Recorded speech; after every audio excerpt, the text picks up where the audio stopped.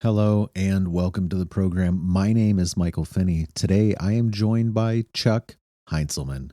Would you like to say hello, sir? Hello, sir. Chuck, you're the creator of Pubshare, but let's start off with the beginning. Who are you? Where are you from? What do you do? Any biographical information that is pertinent or interesting or relevant that you would like to share? Yeah, so I've pretty much been a computer nerd my whole life, right? And Actually, I've been a software developer uh, for over 3 decades. Um, and about I don't know, about 15 years ago, I started writing short stories. In my location, I guess I'm in the Pacific Northwest. Actually outside the city of Spokane. Um, and so, anyway, about 15 years ago, I started writing short stories, and I went to a writer's workshop in Oregon, and everyone was excited about bundling, right? They they were, putting together bundles for Story Bundle and talking about Bundle is a place that bundles not only fiction but also games and other things. And I was like, with my software background, I was like, it wouldn't be too tough to come up with a website that actually could handle multiple authors getting together and putting together a bundle and selling it. Um, so kind of having a little marketplace, where a curator could go in and say, "Oh, I like this story. I like this story. Let me pick these 10 ebooks and put together as a bundle, and we'll just sell it right on the site." So, I went off, and a few months later, I came out with Bundles Express, right? Only problem is the first person I showed this was like, "Yeah, this is all cool and everything, but I just can't see Bundles Express. To me, it looks like Bundle Sex Press." And I was like, "Oh, okay. That's we're not really doing those type of bundles, but not that I have anything against them. It's just that wasn't what we were pushing." So I had a logo for the site, which was a little rabbit that was like running and carrying a couple books. So I found a domain, Bundle Rabbit, and so it quickly became we quickly went from Bundle Sex Press to Bundle Rabbit, and that's how Pubshare started. It was just bundles, right? And so it was just kind of a hobby thing I did for a few years, and people were like, "Well, it'd be actually cool if we could package these up together, create a box set, and sell not just on the Bundle Rabbit website, but sell at Amazon or sell at, Kobo, Apple Books, etc." And I was like, "Well, that let me see if I can do that." So I had this idea that I could, the ebooks that people were uploading, that's just HTML. So I could easily just automate this and make it, all put together books in a bundle and into one unit. No, I mean, it was such a pain in the butt because, everyone formatted their things differently. And it just, that was a dead end. And so what I actually did is I started creating box set using Vellum, the software Vellum. So if someone created a bundle, I would take the time to take each of the ebooks, import them into Vellum, and create a box set packaged together. So we had one, not physical, but one electronic unit that we could sell on Amazon or whatever. So I was like, yeah, this is okay. And I still kind of tinkered around with it over the next year or so, trying to automate it, and just never succeeded. Well, that's a lot of work. When we started getting busy, and some weeks people would be publishing, 4 or 5 bundles, and I'd be like, oh, that's taking a lot of my spare time creating these box sets. Well, so I kind of started pushing where people could work on collaborative projects instead. And because I already had the mechanism to collect the royalties and pay royalties to the people that were participating in bundles, so it just was a way to expand the software to handle things like anthologies or translations. A lot of times, an author will have a translator, and they'll give 50% or 20% or whatever they're going to do, and just split the royalties. So I added that to Bundle Rabbit, and it went along. Okay, go ahead. I'm just rambling, so yeah. No, it's all good. We're getting the background, but let's get into some of the specifics. How long ago did you start Bundles Express?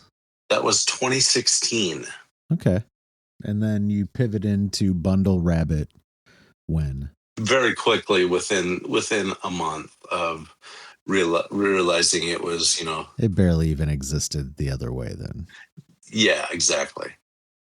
And so I don't know, we're probably 2018, 2019, and a funny thing happened is bundles started really not selling as well. I mean, they were a lot of work for me personally, creating box sets from divergent ebooks. I got it down so some I could put together a box set in half an hour, but some of them would take 2 hours plus, just because the underlying ebooks that people have were all divergent. But they stopped doing as well, and what started doing better were these collaborative projects. And I was like, hey, this is too much manpower for kind of a hobby, to keep the bundles going. And they really stopped selling. I mean, 2019, I want to say that I was having maybe a dozen sales across a 3-month period. So it was down to just trickles.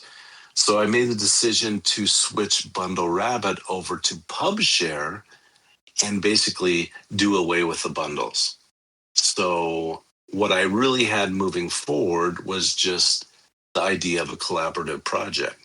And people could go in and say, I'm going to publish this. They upload their ebook, they upload their PDF for print. At the time, they uploaded a Mobi. I did give them an option to upload a Vellum file, and I would just auto create, everything needed. But and then they go in and invite contributors or collaborators to the project and assign, everyone, like this person gets 5%, this person gets 12.6%, however they were divvying up the royalties, as long as it added up to 100%. And that was all going smooth. And when I paid the royalties, I kept 10%. That was the service fee, for the whole process. And yeah, that's pretty much what happened, the progression to Pubshare. And this is probably about 2020 or so, 2019, 2020. And then I just kind of burned out and just went into maintenance mode for 3 or 4 years and fixed a bug when it popped up, and, just handled the publishing. People would go to this site to publish to the end retailer, such as Amazon, such as Apple Books or Kobo or whatever, or Nook. And then I would collect the royalties, and once a month I would, send out their share, and they would have a log of, here's the sales. They'd have kind of a consolidated dashboard and everything. You bring us to a good point right there, I think, which is the redesign that you have implemented this year. And maybe that started to percolate a little bit earlier as development usually requires. It's not like you can rapidly design, test, and launch stuff that you can rely on with people already using the platform. But, maybe tell us about how long ago you started to think about this and why, and, what some of the requirements of the redesign were. Sure. So, I would say even like 2021, I was like, okay, I'm going to add this feature and add this feature and add this feature. And I would get into this um, boondoggle of a project that was too large to work on in my spare time. And that happened several things. I mean, there was all kinds of things I wanted to add to the system. And it wasn't until first quarter of 2025, my day job, things are kind of changing with the advent of AI, right? Um, because we were using AI in my day job for, not for development, it was more, at that point, it wasn't what it is today. Okay. Fast forward to today, I don't even touch code anymore. I have multiple agents running and I say, do this. And I go over to another window, do this, do this. Then I go back to the first window and say, okay, you didn't do that right. Do it this way. Mm-hmm. So software development has drastically changed in the last couple of years. Yeah. So, so what I was thinking, first quarter of 2025, let me pare down Pubshare and get a real clean system moving forward. And that's what I did. I didn't earnestly start the project, I want to say, until August, September of that year. But by January of this year, it was ready to go. So it was a totally new system, new database, new design and everything.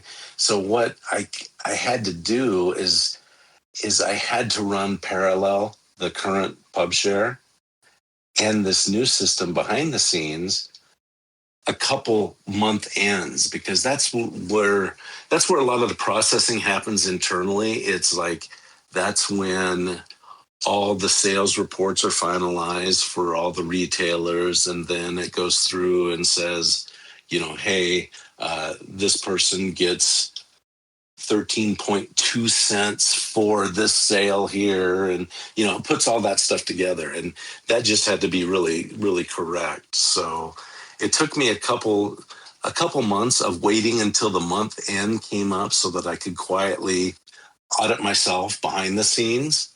And so then I finally switched it over. What was it? I want to say it was May, June of this year. I finally went into the new system. And so, so that's only what today. It's a couple of months, really. It's a couple months ago. And in that time, I've been able to add features very rapidly. I mean, one of the biggest holes in the system really was dealing with foreign taxes. And that is, people have to fill out, here we fill out a W-9 and then you get a 1099 at the end of the year, right? If you're in Canada or the UK or Australia, New Zealand, wherever, you have to fill out a different form for the IRS. And this is the part that I've kind of skated on and haven't really implemented well until I'm testing it right now. It'll come out in the next week. There are sometimes what happens is the United States has treaties with all of these foreign countries. And these treaties will say for ebooks, you don't have to withhold any money. You can pay the full amount to people in Canada. But if you're in New Zealand, then I have to withhold 5% and pay that to the IRS at the end of the year. And then they, pay it to the country or however it goes. I don't know what happens to that. So so that's a big feature that, is coming out. There's been a lot of little things, but also I think the whole design of the system is easy and clean to use, and it's a big improvement. it works mobile. Yeah, and and a lot of it is because I'm just telling Codex or Claude Code what to do instead of doing it all myself. Yeah. So anyway, that's kind of how I got to where it is now.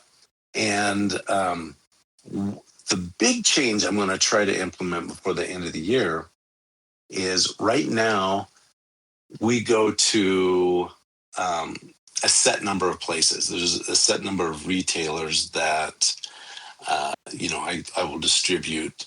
Like for print, I only handle Amazon, KDP Print, for paperback and hardcover, but a lot of people want to go to Ingram Spark. Well, that's just more manpower, and since this is kind of a side project that I do, it's not something I can devote 60 hours a week to. Sure. So I've kind of hesitated adding these new retailers.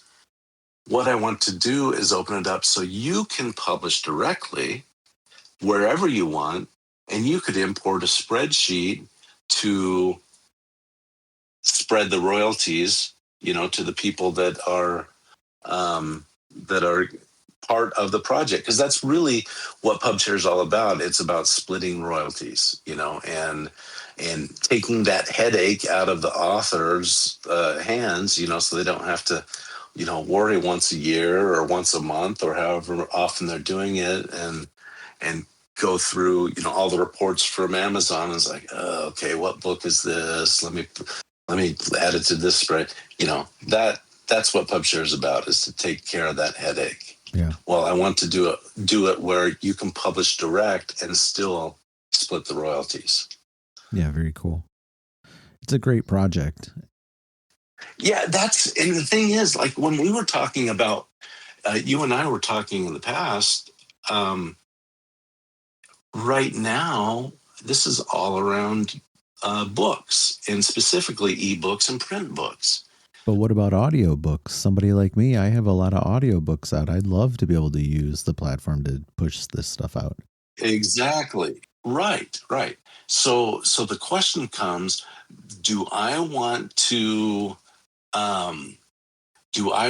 follow the same pattern Pubshare has right now, where you upload the audiobook to Pubshare, I push it to ACX or Findaway Voices or whatever audio provider? Well, you wouldn't go to Findaway, but yeah, I get your point. Yeah, see, I don't even know a lot about audiobooks, so there you go.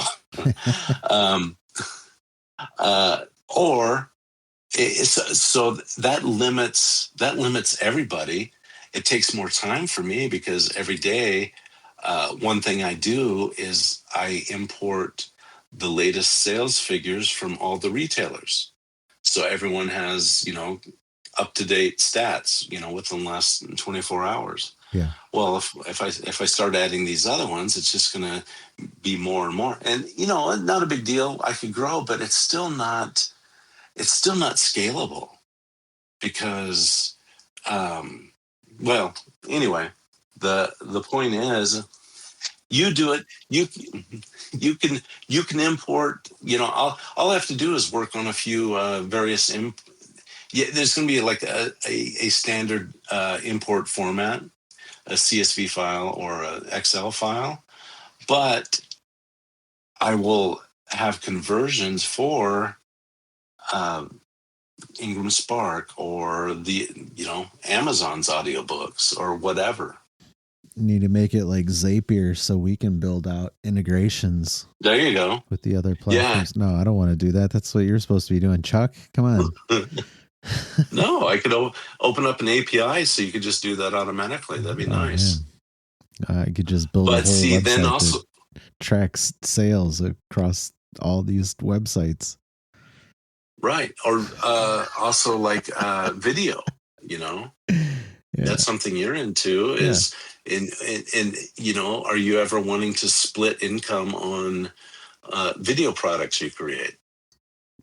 yeah. All of Well, I those mean, things are fantastic. Yeah, I can't do that currently with Pubshare, but that's something that, in the future is it, yeah, why not? I feel like the audiobook thing is a no-brainer just by the nature of like what you already have here. Because here, I'll tell you this, I'll give you anecdotally from my position is I put up one of my ebooks on Pubshare and my audiobook was already on some of those platforms that you distribute to, and it linked up one of my audiobooks that I released through Findaway, I believe, and the ebook that I released through Pubshare, and it put them on the same listing so you can click between the two. Now I've done another release and it didn't connect the two of them. It didn't connect the ebook and the audiobook. I don't know why that is, but it is. Um, it's fine. This was at Barnes and Noble. I remember this, right? And the funny thing is, yeah, that happens sometimes. But okay, Barnes and Noble right now, I'm sorry, they suck. They're I don't know what's going on in behind the scenes, but you reach out to customer support. It takes a week plus to get an answer back if you get any answer. And this automatic linking thing I thought was very cool. But since then, I've had somebody else print uh, publish an ebook to Barnes and Noble, a Nook book through Pubshare, and let's just say their last name was Jones. Okay, that wasn't really their name. Okay, their last name was Jones. Let's say Peter Jones Peter Jones released a book. released a book, and it was linked to um, another person whose last name was Jones that had a similar sounding book. They linked the audiobook to it. Yeah. Hmm. And it's like, why is this happening? This makes no sense. The titles are different, the last names are the same, and that's the only thing. That's not good. You don't want that. Yeah. And so it takes a while to actually get them to reverse that is my point. And that's why I'm saying I don't know Yeah, to fix it up. what's going on with. But anyway, yeah, it was cool. It's cool when it works out right, but it doesn't always. Well, what can we expect, maybe immediately? I figure you're kind of squashing a couple of remaining bugs here and there after the launch. Maybe there's some things, but you might also be looking to push something out before the end of the year. This was obviously a huge revamp for the site, which is obviously what we were waiting for to do this session, to do this podcast and have this discussion.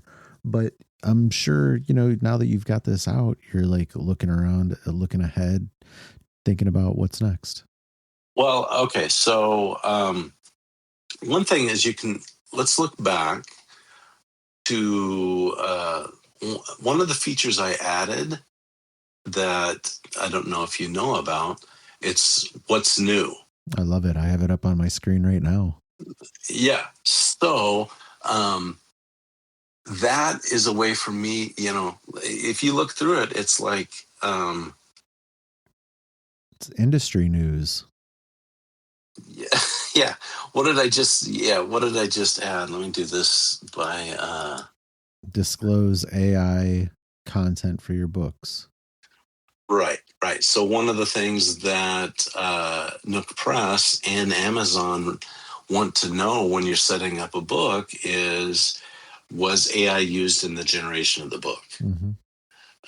Which I think is important to disclose. If you're just using some art or something like that, it's still Yeah, Amazon's getting a lot of. It's not a big deal to disclose it, you know? Like No, I no. use AI in artwork all the time. I've been working with it even today for a short film that I'm doing, but I'm like editing this stuff heavily. I took there's there's a couple of shots that I have here where I've taken like four, actually five different pictures to composite into just two pictures, so it's like, I mean, I, I sure am doing a lot of like manual work for all this like very simple AI button clicking that's out there. Gosh, I wish it were so easy. I know. I know. Okay, so let's see. Let me just go through this list real quick. So June 24th, um, faster, more reliable email delivery. So what I did is I switched the agent behind the service behind Pubshare that actually sends the emails. Mm-hmm. Okay, so that was the 24th. The 25th, I introduced this What's News page. The 26th, I added a search for book categories. Okay, I don't even remember doing that. Are you giving us the Oh yeah, rundown yeah, on this? yeah, yes, yeah. So that's just when you're setting up your book, you had to you go to what category is this? Well, it's fiction, fantasy, whatever. You clicked the select box that popped up 300 options. Well, I just made it so you could search for what you're doing. So that's, it's a small thing, but that keeps going. I mean, Quality of life. yeah, you can see that there's been little, positive thing. Like one thing that happens is every time that you put a book out there. We're able to keep tabs on you and know it was such and such hour in the middle of the night. Chuck was working on the website and launched an Yeah, update. yeah, yeah. No, but well, and like the email digest. That's people. Nobody complained, but sometimes someone would go in there and they'd publish a book, and then, well, not even publishing a book. They'd update the description, and then they'd go back and they'd update the title because there was a typo on the title. Then they go add a contributor. Then they go set the price. Mm. Well, each of those changes was an email. So you got an Yeah, I email. remember that. You updated your book.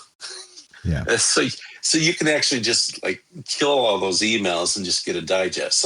So anyway, I'm able to just disclose Oh, you're crushing what's it. happening behind the scenes. Yeah. So let's put you against the wall. Put your back. We're going to put your back against the wall. When are you launching audiobooks? Um. Come on. Okay. That's Yeah. the Yeah. question everybody wants to know. Yeah. Well. Okay. I'm gonna launch audiobooks with. I'm not. I think I'm not going to publish audiobooks because there's a bit of research I have to know because I don't know the audiobook industry as well as I do the ebook industry. Um, and it just seems to me that is the perfect first thing for externally published royalty splitting. What does externally published royalty splitting mean? Okay. That means that you are, let's say you're the editor or you're the publisher and you're publishing this audiobook and you have, well, let's say it's an anthology, okay, and you have 10 different people that want to get their cut. You go ahead and publish it direct, you get the money, and you upload a spreadsheet to Pubshare saying, "Hey, this is the money I got," and it will say, "Okay, well, you received $1,000. Let's just do that to make it easy for this month for this audiobook." And then you say, "Okay, I want to distribute these royalties to all the people." You handle the publishing; it's all outside of Pubshare. You did set up the project in Pubshare, and you did have the contributors there so that they can get paid. And everyone knows when you import that spreadsheet, oh, okay, now we have some sales. Now we have some stuff accruing. when you actually pay and put in your credit card and say, hey, here's the $1,000, distribute it, then the next payout day, which happens monthly, everyone will get their share, whatever the royalty split was. Okay. I explained that badly. Yeah, I mean, I guess. I don't know. I just don't understand like why I want to have to like import a spreadsheet from outside of your website, I guess would be the thing that I would be pushing back on that entire system about the very nature of the problem you solve is the hands off for me and everybody else, I think. So like having to like manually do something, I don't know. I would rethink all that. But everything else that's happened here so far, beautiful. Well, okay, maybe I need to pick your brains at some point and see what the best first audiobook distribution channel is. Yeah. That's something for sure. Yeah, that's for sure something that we can talk about. Are there any things that we didn't talk about today that you feel are important for listeners to know about Pubshare in the immediate future? Let's say, this episode is going to come out in August. So for the remainder of 2026, what can people expect from you or the platform? Well, I would say that the biggest use case for Pubshare is anthologies. And as an author, that's also one of your greatest marketing tools. I mean, it's kind of the same thing we had with bundles back in the day. You have not only your customers, but you have your co-authors' customers too, and it's a good way to get your name out there in front of a new set of eyes. Totally. So I think that that anthologies are a great way to do that. I think you guys do really solve that problem uniquely and acutely. Yeah, and I think that's probably one of our strongest the strongest aspects of Pubshare. So it's definitely something to use for that. I mean, how many writer groups are out there? And just a writers group to put together a quarterly anthology. It's easy. I mean, as you know, we're using it for that exact reason. Yeah. So. Yeah.